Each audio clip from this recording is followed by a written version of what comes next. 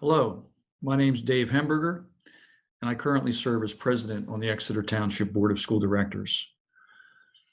My colleagues and I wanted to share this video as an introduction to the board's budget plan for the 2020-2021 school year. And we understand that the COVID-19 crisis is having a critical impact on our community, on our district, and unfortunately on our economy. So we wanted to take this opportunity to explain to you what's included in our proposed budget plan for next school year, and the justification for what, out of necessity, will include several cost reductions. These reductions, or budget cuts, represent the loss of a job for a few, a reduction in work hours for some staff, and a range of cuts to our department and building budgets. The process of scaling back a budget can be daunting, but the board has asked our administration to assist us in identifying areas for cost savings. As board members, we recognize our responsibility to balance our fiscal responsibilities with our desire to maintain quality educational programs and services for our students. There are many factors that complicate school district budgeting. Insufficient revenue from the state and an over-reliance on the local property tax are significant contributors to our chronic budget deficits. Employee pensions, rising costs of goods and services through inflation, and competitive wages for employees add up to increased expenditures each year. Meeting these costs, especially at this time, has become increasingly difficult, but the need to reduce our anticipated deficit is clear. The video that follows my comments will provide an overview of the proposed budget from the perspective of our administrative team. It features our district superintendent, Dr. Bob Phillips, our assistant superintendent, Dr. Patrick Winters, and our director of finance and support operations, Mrs. Ann Geidish. We hope this presentation will help you to understand the what and the why of our proposed budget reductions. So before the board makes preliminary and final decisions in May and June about the budget, we also want to hear from you, the residents of the school district. Both your comments and questions are welcomed and encouraged. To that end, please consider joining us for a virtual budget town hall meeting, which will be held on May 7th at 7 p.m. This town hall is intended to allow the board an opportunity to update the community on the current budget proposal and explain our support for that budget. Information about how to access the town hall meeting, as well as the process for submitting comments and questions, is available on our district website and Facebook page. At this difficult time, our hearts go out to all of our Exeter families, our staff, and our community. With so many uncertainties, we look forward to a time when we can resume a semblance of normalcy and welcome our students and staff back into our schools. Please be safe, and thank you for your continued support of public education. Good evening. This is Dr. Phillips coming to you live from my living room as we are all practicing social distancing. You also will see Dr. Winters and Mrs. Ann Geidish. They will be speaking as well. What we are speaking about tonight is a reduction plan. The board had tasked us to work on the budget, and we've been doing that for many, many weeks. And we've come to the end point where we're going to right now present it to the board. Mrs. Geidish, if you could screen share the plan.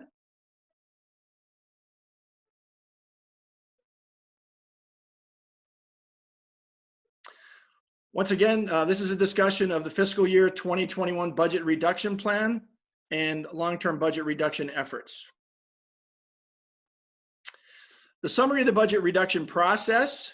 Step one would be the identification of the budget challenges. State sources of funding have not kept pace with increases in expenditures. We've been aware of that for many years. Local funding efforts continue to be the major source of funding for public schools. Some of the challenges associated with local funding are as follows: assessed property values and appeals, the increased special education costs, the increase in benefit costs, as well as a deficit spending trend. Step two was a series of meetings. We called them budget community stakeholder meetings. We reviewed the information that came out of those meetings as well to put this together. Step three was the business functions committee goals to reduce our expenses. The goal was to reduce expenses to $80 million, limit building budget increases to no more than 10% increase over the prior year appropriations, And the expense budget as of April 14, 2020, sat at $80,708,211. Again, administration came together to look at this plan, continued budget reduction planning. And while we were doing that, we had the added impact of the COVID-19 challenge on school district budgets.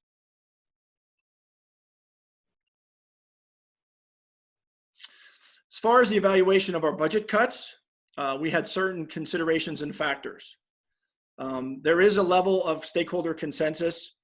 The budget reduction is either not governed by board policy or it adheres to board policies. Chapter 4 requirements cannot be ignored. We want to maintain, and where appropriate, reduce level of service and resources as needed. All non-essential services are being scrutinized closely. All budget reduction recommendations need to be legally permissible. There was a need to ask the following question. What is the degree of impact on the services with regard to each recommended reduction? And the timing matters. This process is going to be ongoing and will span several years. Categories of budget reduction initiatives. We looked at the most immediate, meeting the expense target without damaging program. The most probable, reflecting areas to make future reductions during 2020 and beyond. Alteration of programs, as well as examination of administrative and supportive services structure. And then, of course, worst case scenario. So now I'm going to turn this over to Dr. Winters. Thank you, Dr. Phillips. When we started looking at the reduction of our budget, it was very important that we considered not only ensuring that what we were proposing was not going to adversely impact kids in a negative way in terms of the quality of education, and that we spread those potential reductions across all levels. And so when we start out and look at the elementary level with regard to reduction, in terms of most immediate, there's really 4 areas that we looked at. One area was our classroom aides. And so we are proposing that we reduce regular part-time classroom aide hours by 1 hour per day. Some of the rationale behind this, we looked at data consistently and noticed that many of our K-4 aides were copying between 25 to 40% of the building copy output. The reduction will be across all part-time aides, grades K to 6, so this would impact all 3 K-4 buildings as well as Rifton. Principals will be now scheduling aides so that direct student support is provided, and the focus will be on maintaining professional staff while still providing some support. So the overall impact in this reduction by 1 hour per day is $105,000 less in wage and benefit costs. A second area was looking at our library aides and the recommendation to eliminate library aides. The building administrators, in conjunction with district administration, felt like the support to the librarians could be provided by other existing staff. And so the impact on this particular item would be $24,500 less in wage and benefit costs. Third item would be the proposal to eliminate part-time school counseling secretary at Rifton. This would enable us to shift some of that work to existing staff. The impact in this particular area would be $12,900 less in wage and benefit costs. And then lastly, looking at removing any non-essential budget impact items. And so one item that was very evident at the elementary level is the student furniture that was deemed non-essential for 2021 is being deferred to a future year. And the impact there is $35,700 less in equipment costs. Additionally, along with our elementary reduction in expenditures, we also wanted to take a look at our secondary reduction in expenditures and what we could do most immediately in the junior high and the senior high level to impact budget. And so at the senior high level, we made the decision to not fill the senior high school emotional support teacher position that was vacated earlier this year. Those services will be provided by other existing special education staff, and the impact in not filling that position is $89,000 less in wage and benefit costs. At the junior high level, we have an English language arts teacher who has resigned, and we have elected to not fill that position either. This will require some schedule changes, which junior high administration is exploring and figuring out a way to do. And the impact on the budget for this particular item is $106,000 less in wage and benefit costs. And then a third area is the removal of non-essential budget impact items. So the junior high and senior high budget impact items for the music department, for example, have been deferred. The impact here is $27,000 less in minor equipment costs. And then thirdly, we also wanted to look at some other expense reductions that aren't necessarily specific to building or grade span level. And the most immediate in these other expense reduction areas, starting with healthcare. The healthcare premium increase was reduced from 5.5% to 2%. The impact there is $276,000 reduction in benefit cost. There's a reduction in budget assumptions of negotiated contract increases for ETEA and ESP, those bargaining units. The impact in that reduction of budget assumptions is $153,000 in wage-related benefit costs. We have a retirement of a business manager secretary position that is going to be changed from full-time to part-time. The impact in that particular item is a $58,000 reduction in wage and benefit costs. Our K-12 literacy coach, which is currently a position that is fully funded out of the general fund. Moving forward, our recommendation is that we fund that position at least partially with federal Title II dollars. The impact there would be a $60,000 reduction in staff development costs, as we would have less money in Title II to put towards staff development. We're making a proposal that we would cut the supply budgets across the board, all departments, by 10%. The impact there would be a $120,000 reduction in supply costs. Additionally, realizing the additional capital asset deferrals, looking at our security cameras and clock systems, deferring those expenses, the impact there is $90,000, and we're able to realize that without negatively impacting the safety and security of our employees and students. And then looking at our discretionary capital project budget, making some changes there. The impact there would be a benefit of $65,000. And then lastly, looking at our budgetary reserve for special education costs, reducing that by $100,000, so we would have realization there. So when you really look at all three of these slides, we really tried to look at the district as a whole, recommend some reductions in all of those areas, and a lot of them are related to wage and benefits, which is our biggest area of cost in the district. I'll now turn things over to Mrs. Guidish. Thank you. The total of the most immediate cuts, reductions that Dr. Winters reviewed is $1,322,100. That brings about a revision to expenditures for 2021 to about $79.4 million. I do want to emphasize that we will continue to evaluate our budget requests and possibly identify additional immediate reductions. This next slide addresses most probable and potential expense reductions, both short-term and long-term. And as far as most probable, that really just is extending the list of budget reduction items. These are things that still need to be evaluated, reaching a consensus among administrators as well as school board, whether to take direction and moving ahead with some of these. So the first item listed is reducing extracurricular activity offerings. If you recall from our community budget presentations, extracurricular activities, student activities cost $243,000. Athletics, $1.4 million. We've been having discussions with the athletic director, and he is discussing with his colleagues on what steps maybe other districts are taking in terms of trying to curtail. We will be discussing with principals at the secondary level on possible curtailment in student activities. We've also discussed increasing the extracurricular activity fee. Mr. Legaff does have a recommendation. It's not included here.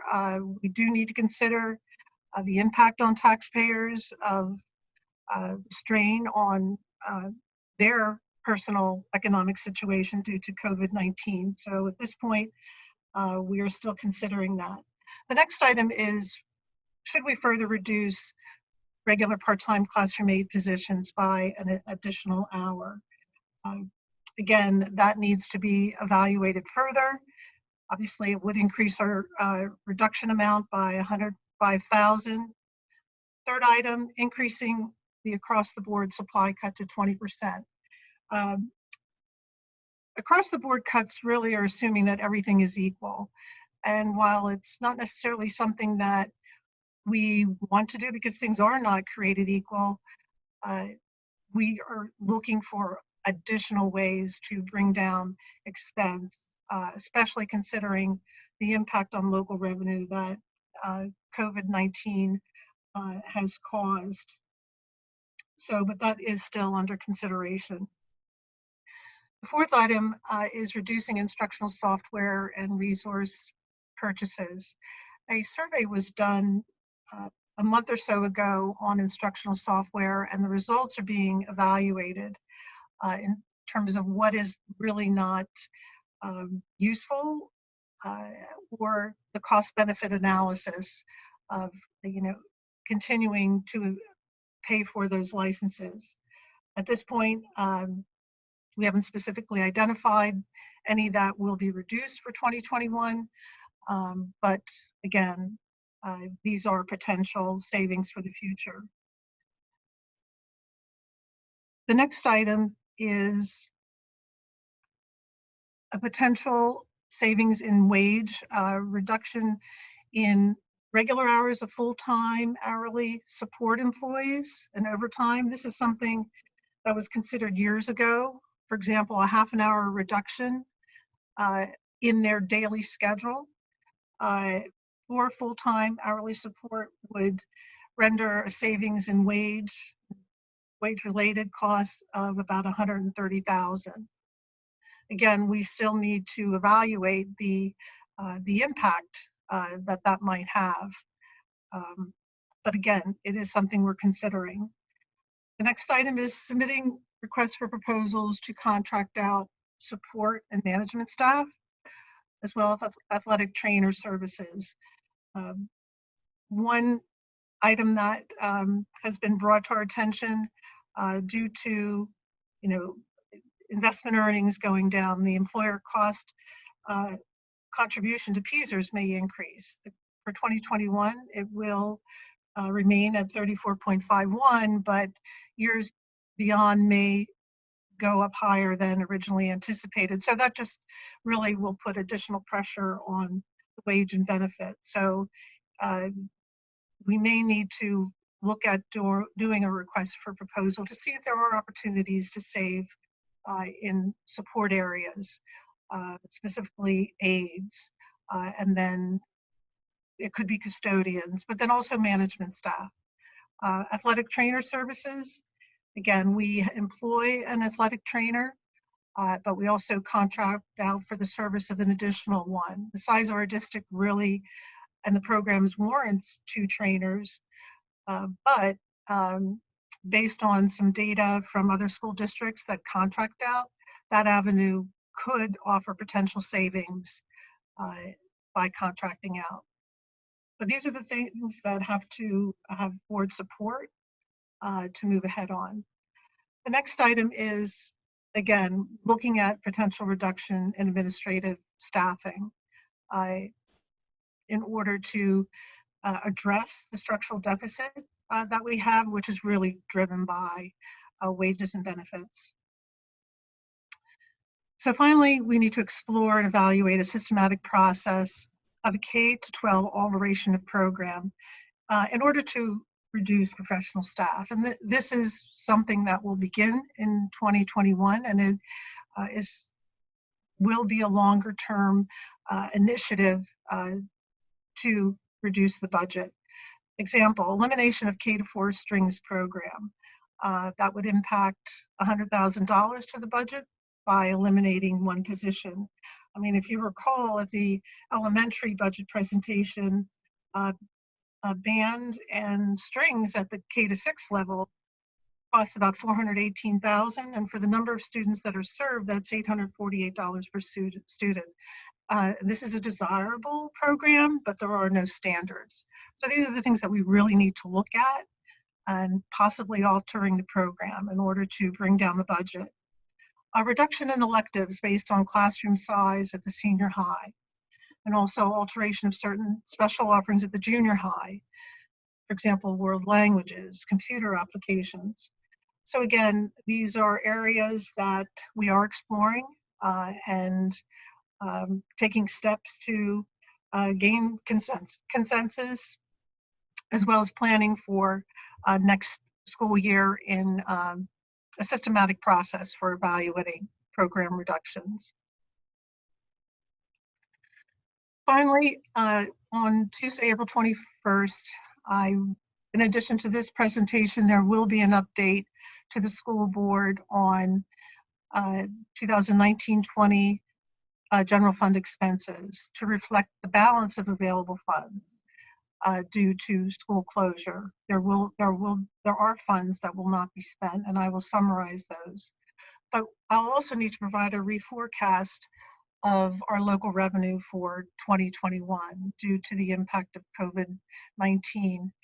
In recent meetings with school business officials and watching economists summarize the impact of COVID-19, we really need to take an additional look at things like our collection rate, our earned income tax collections, transfer taxes, investment income. I did reduce those numbers initially by about 500,000, but based on recent data and information shared among business managers, I need to provide an additional view of that, a more possibly pessimistic view.